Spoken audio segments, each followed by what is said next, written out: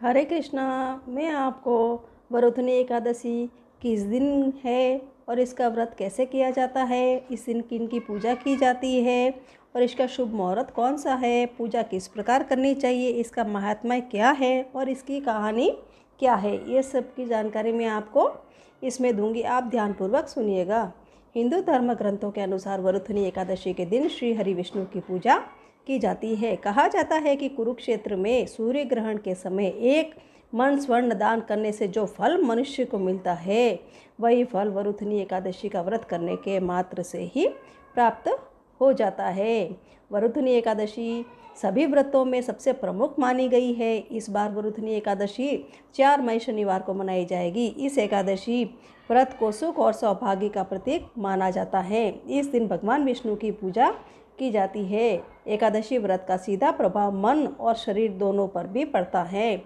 इसके अलावा एकादशी के व्रत के अशुभ संस्कारों को भी नष्ट किया जा सकता है। शिव एकादशी की शुभ मुहूर्त इस प्रकार है। इसका एकादशी का शुभ मुहूर्त की शुरुआत 3 मई शुक्रवार को रात 11:24 से शुरू होगी और तिथि का समापन 4 मई शनिवार को रात 8:38 पर होगा। वरुथनी एकादशी का पारण 5 मई को सुबह 5:37 से लेकर 8:17 तक होगा। वरुथनी एकादशी का पूजन विधि इस प्रकार है। एकादशी के दिन सुबह जल्दी उठकर स्नान करने के साथ साफ कपड़े धारण कर ले। इसके बाद मंदिर की अच्छी तरह से साफ सफाई कर ले। फिर देवी देवताओं को स्नान कराने के बाद साफ कपड़े पहनाए और मंदिर में दीप प्रज्वलित करे। इसके बाद व्रत का संकल्प ले और भगवान विष्णु का ध्यान करे। इस दिन भगवान विष्णु के साथ ही माँ लक्ष्मी जी की भी पूजा करनी चाहिए। भगवान विष्णु के भोग में तुलसी दल को जरूर शामिल करना चाहिए। इस दिन उपवास रखना बहुत उत्तम होता है। अगर उपवास न रख पाए तो कम से कम अन्न न खाए। भगवान कृष्ण के मधुसूदन स्वरूप की उपासना करें, उन्हें फल और पंचामृत अर्पित करें। उनके समक्ष मधुराष्टक का पाठ करना सर्वोत्तम होगा। अगले दिन सुबह अन्न का दान करके व्रत का पारायण करना चाहिए। वरुथनी एकादशी पर प्रेम, आनंद और मंगल के लिए मधुराष्टक का पाठ करें। कठिन से कठिन समस्या के निवारण के लिए गजेंद्र मोक्ष का पाठ करें। संतान संबंधी समस्याओं के लिए गोपाल सहस्त्र नाम का पाठ करें।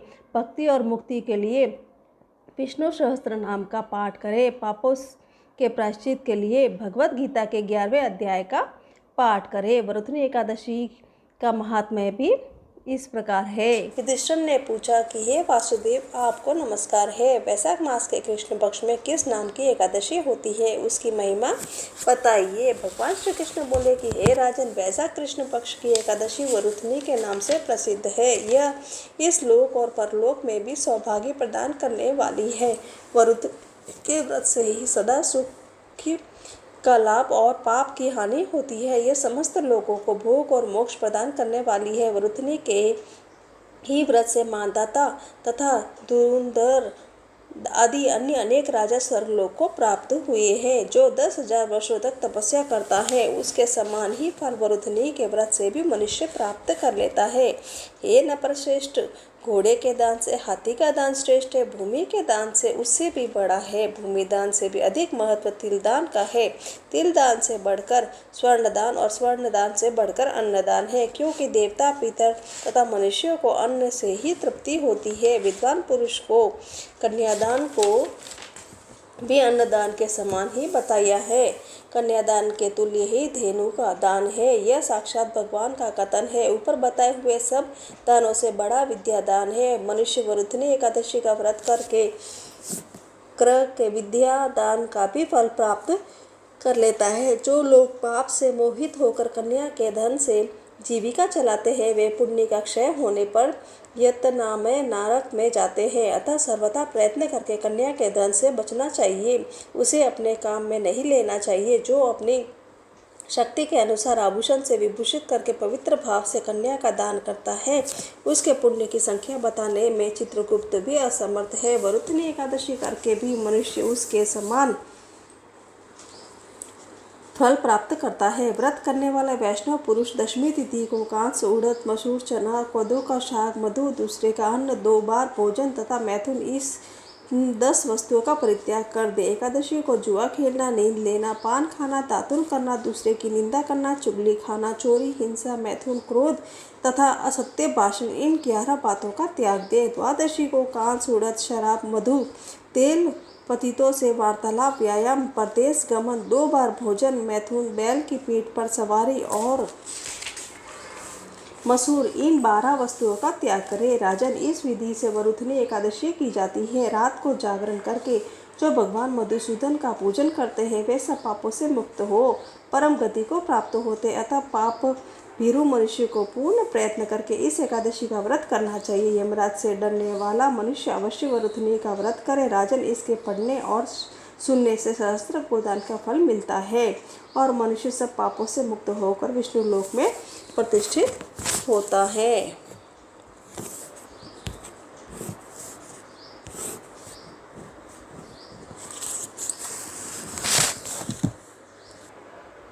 इस प्रकार मैंने आपको एकादशी वरुथनी का महात्म्य सुनाया है। वरुथनी एकादशी की व्रत कथा इस प्रकार है।